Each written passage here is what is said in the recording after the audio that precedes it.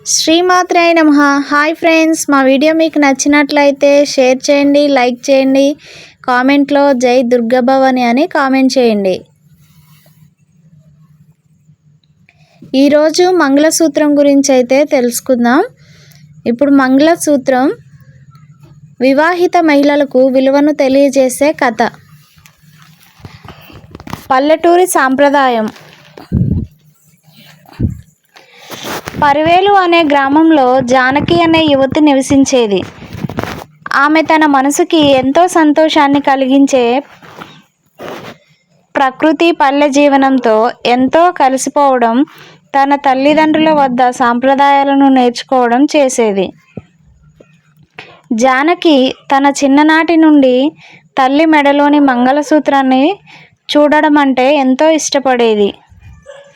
అమ్మ, ఈ పసుపు పూసల గారాలేమిటి? ఎందుకు ఎల్లప్పుడూ ధరిస్తావు అని ఆరా తీసింది.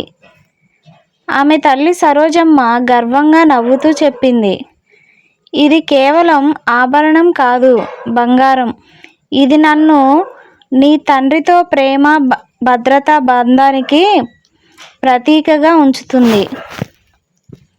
వివాహం మరియు మంగళసూత్రానికి ప్రాముఖ్యత. కాలం గడిచింది. జానకి పెళ్లి విష్ణుతో జరిగిపోయింది.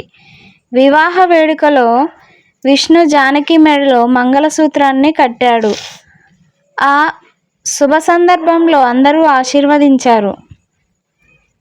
మంగళసూత్రం కేవలం పసుపు పూసలు, బంగారపు కడలలు సమ్మేళనం మాత్రమే కాదు, అది భార్యాభర్తల బంధం, స్నేహం, ఆత్మీయతకు ప్రతీక.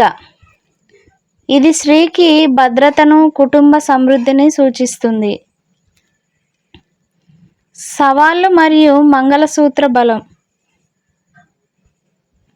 ఒకరోజు విష్ణు ప్రమాదానికి గురయ్యాడు.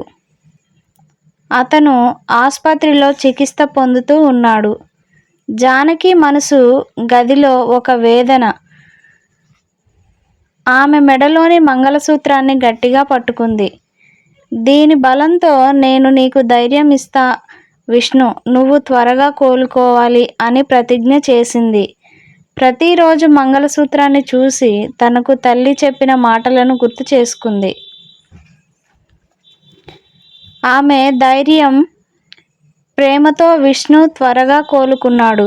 కుటుంబం మళ్ళీ సంతోషంగా జీవించడం ప్రారంభించింది.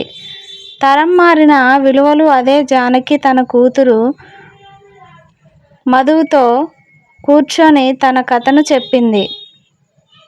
ఈ మంగళసూత్రం నాకు కేవలం ఆభరణం కాదు, ఇది నాకు ఇచ్చిన నమ్మకం, భద్రత, ప్రేమకి ప్రతీక. ఇది నన్ను ఎప్పటికీ బలంగా ఉంచింది. మధు తన తల్లికి గర్వంగా చూసింది. అమ్మ, నేను కూడా నీలా ధైర్యంగా సాంప్రదాయాలను గౌరవిస్తూ ఉంటాను అని చెప్పింది. ముగింపు. మంగళసూత్రం కేవలం బంగారం కాదు, అది ఒక స్త్రీకి తన గృహస్థ జీవితంలో ఇచ్చే శక్తి, భద్రత మరియు ప్రేమకు ప్రతీక.